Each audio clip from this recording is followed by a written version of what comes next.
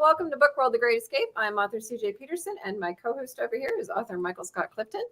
And we're going to be talking about to write or not to rewrite. That is the question. But before we get there, Mike, how was your 2 weeks off? Well, it was great. We had the Longview Comic Con, and that was a week ago Saturday. How'd that go? And it went great. The last time this company that did it, VXV, always puts on really good comic conventions. And the last time they had a Comic Con in Longview was, I believe, 2019, pre-COVID. But this was a one-day Comic Con, and I really haven't attended a one-day Comic Con or been a vendor at one before. But it was really good. We sold a lot of books. Sold 5 or 6 complete series of Conquest of the Veil, which I think is the most I've ever sold. I've sold more books, but I've never sold that many series in one setting before. And it was great. It is. It was a great time, great series, and it was just as a one-day con. And VXV, again, they're the company that puts these cons on that we like to attend, and they always do a fantastic job. And then this past Saturday, Melanie and I were at the Greenville Author Fest, which was at the W. Walworth Public Library in Greenville, Texas. I'd never been there before. And though there was a bunch of us there must have been 40 authors or more. And the facility was very nice. The library director did a great job in terms of advertising and getting the word out. And it was very well organized. There were panels on different aspects of writing and books and story times. I was on the suspense and mystery, even though I'm fantasy and science fiction, and got to speak and with some couple other authors. It was really neat. Got to network with a number of authors, some of whom that we both know and are colleagues of, but I haven't seen in a while, and others which I met. It's like a family reunion when it was. Yeah, it didn't sell a whole lot of books, but I knew that going in. I just, it was mainly to network, and to connect with fellow authors. So we had a really good time, and like I said, they did a fantastic job, and I have no hesitation to go back again next year if they do that again. Very cool. Well, we didn't have last week because I was up in Montrose, Pennsylvania at the Montrose Christian Writers Conference. I was actually a presenter, and I did 3 one-hour classes through the week. One of them was Storytelling 101, which is basically all the basic elements of storytelling.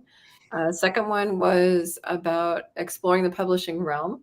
So that was all about publishing, the different types of publishers that they could kind of look at, the ins, the outs, the ups and the downs of all of them.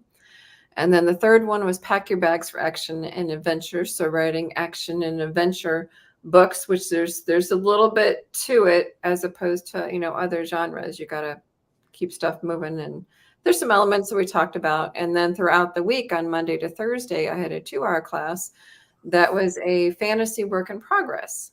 Mm-hmm. And most of them were teens. There were 3 older ladies who joined us. And then there was one 15-year-old. Most of them were between 19 to 24. And I got creative with them. So the first day I gave them an assignment. I gave them a homework assignment on day 1. Went through all the different, sci-fi fantasy elements and the differences between the various subcategories of those. So they knew the differences between them all. And then the homework assignment was they had to write a short story, no less than 500 words. It had to be at least 500 words on where a fire marshal falls in love with an arsonist before he realizes she's the arsonist, and it could be any genre. The reason I picked that one was because that's my book that's launching in August, Tested by Fire, and I wanted just as a premise. But I let them do any genre. I mean, there were fantasy ones, there were demons there were changelings, there were all sorts of interesting things that they came up with in a matter of a 24-hour span. And because they did so good with that, the next morning, what I did was I started a story. I wrote about a page and a half. and each one had to add to the story. And they only had 15 to 30 minutes to keep that notebook in their possession. They had to get it to the next person. And they just did such an amazing job that by the time Thursday came around, I decided that what we're going to do as a group was we're going to create a book. So we're writing a fantasy book. So we did all the characters, we did the general overall arc, and got the coat of arms and everything. I'm not sure who George Dismuke says, hi, howdy, CJ. Hi. George just had a book launch recently, so super excited for him. Congratulations, George.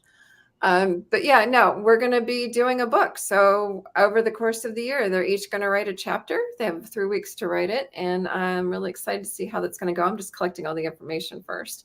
It's an interesting premise for the book. I am really excited. We're going to publish it through Texas Sisters Press for them. And the group is called the Wild Imagineers. And by the end of the week, Trevor and I were honorary members. And so we're the older 3 ladies that were in it. And it was really neat because the older 3 ladies were kind of self-conscious because they weren't as young to start. But by the end of the week, they were also speaking into the teens, and the teens were accepting it. And it was just really neat to watch that change throughout the course of the week. And I'm really excited, and it's really fun. If you ever get tapped on the shoulder from Montrose Christian Writers Conference, go. The Wild Imagineers. I like that. Yep. So, yeah. Well, the overall group is the Odd Ducks because they're odd ducks. And then there was another little subgroup they're called the Loons. So they're going to be a little bit off of they're even more crazy, I guess, than the Odd Ducks. And then the younger group coming in are the Wild Imagineers. So that's basically what the book is going to be from. And each of the authors is going to have like their name mentioned in the dedication and everything, because you can only have so many listed on Amazon. So super excited for them though. And I'm excited to start it. So I get to start it, and I think I get to finish it. It sounds really neat, CJ. Really yeah, there's like 16 different authors that are going to be contributing to it. So I'm excited. It's going to be fun. That's great. So for today, we're talking about to write or not to rewrite. That is the question.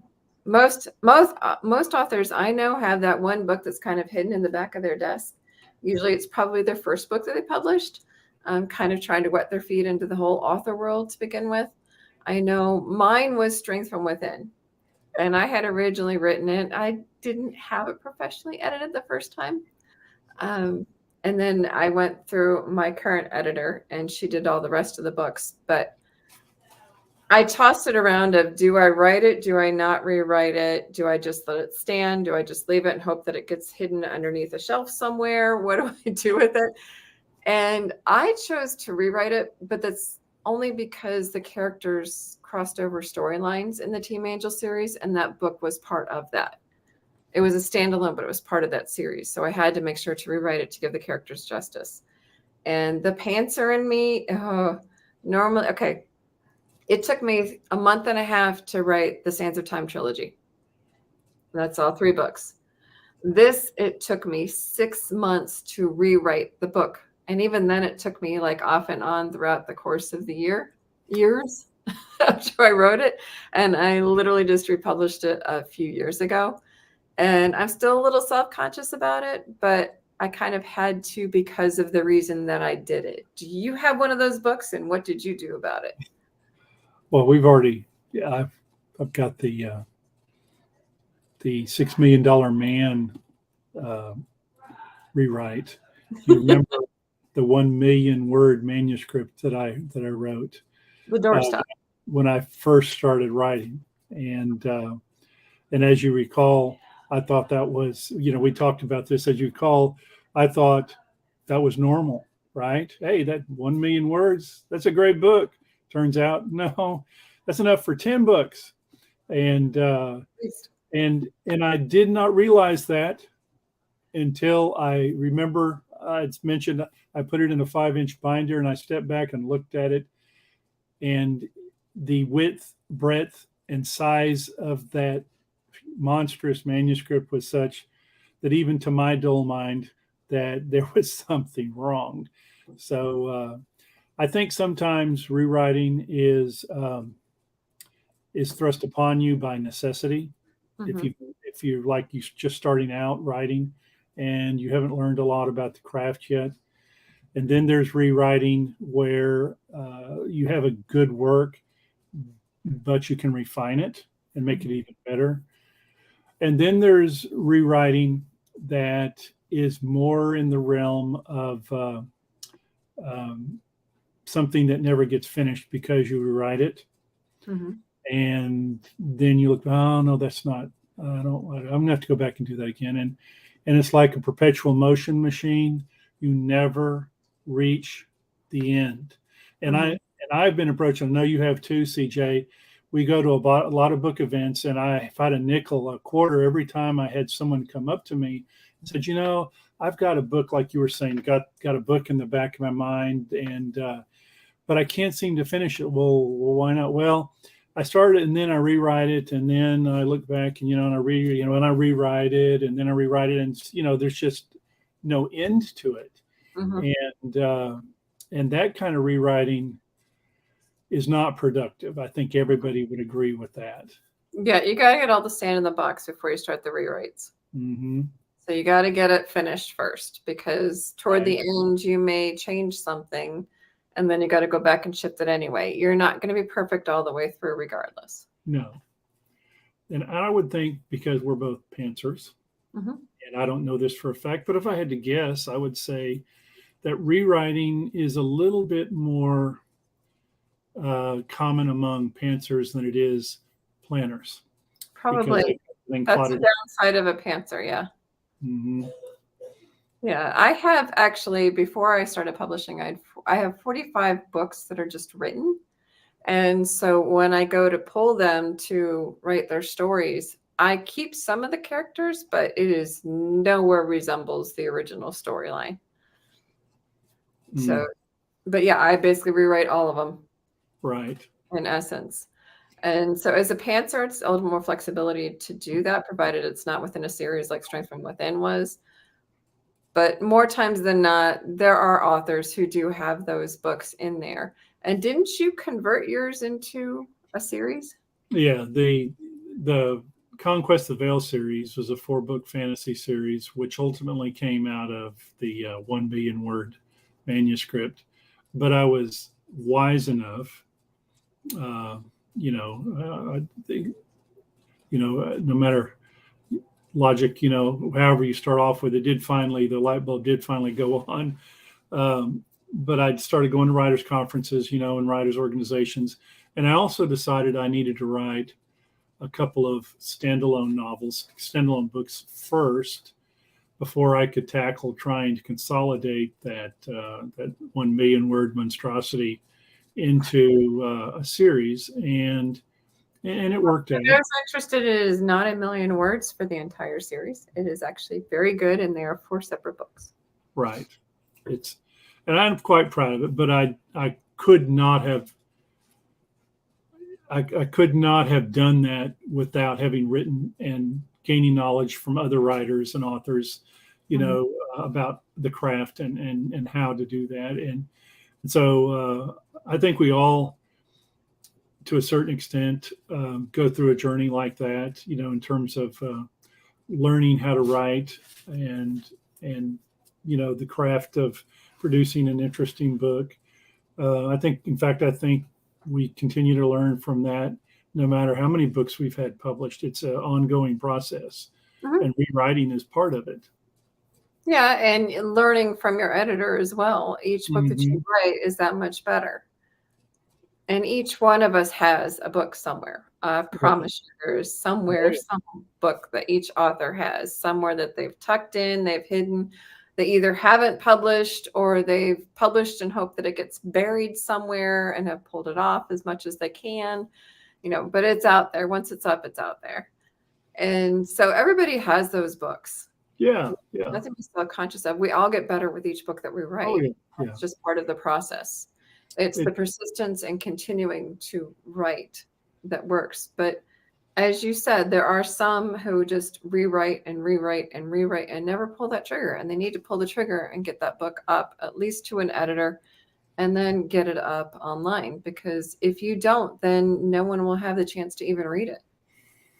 it's, the word, I guess, is procrastination to a certain extent. Only it's procrastination in sort of a warped sense, in that, you continue to hammer the same block and you don't move on. And I have heard, it's interesting because I've heard that more in the last year or so from prospective writers, who will, again, we both know this from book events we've been to. We've had people come up to us and they say, hey, I'm writing a book, or I'd like to write a book. What's advice can you give, et cetera, et cetera.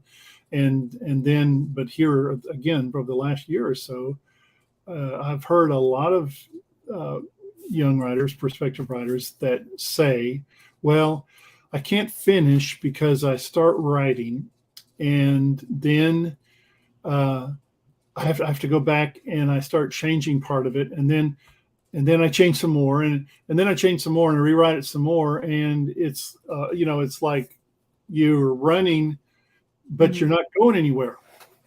Does that make sense? I mean, It you're not does. making progress. It does, but you have to finish it. What I do as a pantser is I will write till I can't write anymore, and then I'll read the last chapter, and then I'll just keep writing until, again, I can't write anymore, and I'll just read that stops me from going back all the way to the beginning. Right. Now, I do get story ideas that pop up in the middle, so I will start another one somewhere, and then I will go back to the one that I'm working on. But I always go back to the one that I'm working on because that one has to get out first. So, like I said, the one launching in August, but I've already started the next one. There has to be a purpose for rewriting. There has to be a reason why one would do that. One of the things, and this is what I have found for me personally, that is often a consequence of or reason why I rewrite, is when I'm working on a manuscript on a book. Sometimes I tend to describe things, which is nothing wrong with description. I think, every author has a different way of delivering that and how much. But I find sometimes that the description is a little too wordy, too much extraneous material, too many long sentences, and it just doesn't pop as much or work unless it's paired. You try to say in one sentence what is now taking you a paragraph to say. And I realize there's a fine line, again, between vivid description and, going on and, until you're boring the author. You have so much, the reader, you have so much extraneous material. But for me, it's shortening the word count, but saying the same thing in a more concise and powerful way. Saying more with less. Yes, exactly. A good challenge for that, if somebody's having difficulty with that, is to literally write a short story. 3,500, 7,500 words, complete story. Yes. If you can do that and then go back to your story, you're going to realize how much more you can write with less, and you can actually add more to your story. When it comes to like fantasy and sci-fi and dystopian and stuff like that, the world building is where they get hung up. They're so into building this world that they never get the chance to write the story. There were two sisters that were there, and they had been working on building this world since, they started when they were 6, and just kind of it's evolved throughout the course of the years. And finally, she's like, I said to him, I said, well, why haven't you started this? Like, well, we're not really sure where to start. And, we need to move timelines for this and that and moving all that. And I said, go home, sit down for 2 hours and start your story. I said, if you don't start it, you're never going to start it. Right. And I'm like, just get the first story done. We know that this is going to be a long arc and through several books. We got that part. I said, you've got enough basis there to start writing that story. I said, write the story. Start now. Do it. And she did. Her sister took a picture of it and sent it to me. And she's like, she's writing. And I got the email the next morning. I did my 2 hours. I said, good. Now you can plan your writing schedule, because she wanted to go and plan all of her writing schedule. After a conference, you get all these great ideas. Yeah. She wanted to plan your schedule. I'm like, no. Yeah. Write first, then plan your writing schedule. Because Yeah. once you start that story, then it will continue on and you will want to continue that story. And I taught them through the week how to, show various world building skills without telling everything about that planet and doing like a data dump in the beginning. One of them I used was yours in regards to the conquest of the veil and how you showed the world through your character's eyes because she was new to that planet. And I said, there are ways to do it without, data dumping, I guess is a good word. And so we talked about a lot about that as well. And yeah, it's going to force some rewrites maybe down the line, but you got to get it going first. Right. And that's what I've heard. Like, again, I've heard these questions or been asked these questions so many times, and generally they're younger people, but sometimes they're middle aged to older folks. Mm-hmm. And I finally decided this past year that the best advice I could give them is to finish what you start. You can't do anything else until you finish it. So sometimes start it. Yeah. But if you have a good story, Mm-hmm. and I think a lot of people, like you said, they've got that book, that good story in the back of their mind.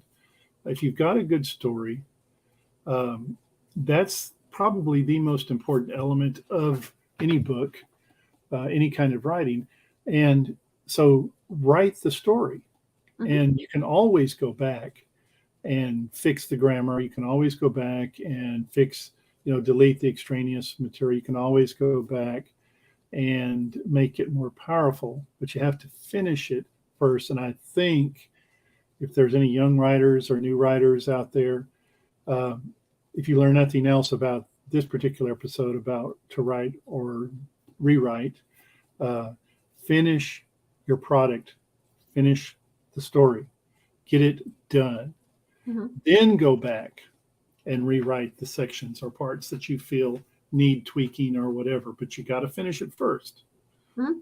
I kind of equate it to a sandbox. And when you initially walk up to the sandbox, it's clean. Mm-hmm. Yeah. But you have in your mind what you want this sandcastle to look like. Well, you got to get the sand in the box first. Yeah. So analogy. The box. And then you don't just automatically build a castle. You got to put like the towers on the corners. You got to build the walls themselves. And then you go to put like the little notches in the turrets and all that stuff and the little windows. And then you can eventually put a moat around it and stuff. But you have to get the sand in the box first. That's right. Get the story done first. Mm-hmm. You can't do anything without it. For those who are struggling on whether to rewrite their story, your talent has changed over the years. Try rewriting it. It might be better than you think. Maybe try flipping point of views. Maybe if it's written in first person, try third person. If it's written third person, try first person. See what you can do and play around with it and see what better fits it. I personally find third person omniscient. I can go deeper. Just a hint for those who think that writing first person may be easier. It's up to you. It's all about your style and your choice. No author is the same. Don't be like this author or that author. Be yourself. Write the book that you want to read. And I would add to that, because most of the time when you are trying to get a book published, you're having, you mentioned editors, you have conceptual editors, you have editors that do strictly grammar. There's copy editors, there are content editors, there's all sorts of editors. And there's others that you have a writing partner or a critique group that you bounce ideas off each other, all of which are, provide input into writing, a story, which in turn may mean that suggestions are made to rewrite. And if you know and respect the people who are making these suggestions to you, certainly that needs to be taken into consideration seriously. But on the other hand, I just wanted to point this out, just to be, since we're going to cover the whole gamut of writing and rewriting, is you have your own voice. Mm-hmm. You have your own voice as an author. Mm-hmm. and it should show up in the stories that you write, which may not necessarily jive with the opinions of others. Now, I'm not talking about obvious things like you just misspell 1,000 words, and have run-on sentences and all sorts of horrendous grammatical errors or things like that. But just take the placement of a comma. Mm-hmm. Okay. There is clear grammatical rules on when and where to place a comma. But if, as an author, you don't want the pause in a sentence, and you don't want the comma, therefore, because you don't want the pause, then that's perfectly all right. And don't spin your wheels about rewriting if it sounds to your ear and the way you read it, the way you want it to sound and to read. And again, value the opinion of others, particularly those that are professional editors. Always do that. But don't take away your creative license. Right, exactly. Good, and that kind of says exactly what I meant. Is you got your voice, you got your own creative license, and you shouldn't sacrifice that for the sake of a rewrite because of what others may or may not have said to you. You're never going to be able to please everybody. It's just not going to happen. But there is a book out there for everyone. Right. They just need to find them. Right. So it's a very interesting topic of conversation, is figuring out whether you're going to rewrite a book or not. I would encourage those authors. It was painful to rewrite Strength, but it was worth it. And it put out a better quality book. So now I'm not like embarrassed anymore about that particular book. So, maybe just go ahead and rewrite it and see what you can do with it and see if you can twist it around. So next week, and we're already almost at the end of our time. Next week on August 2nd at 1 o'clock, we're going to be talking about summaries and blurbs, which are the bane of every author's existence.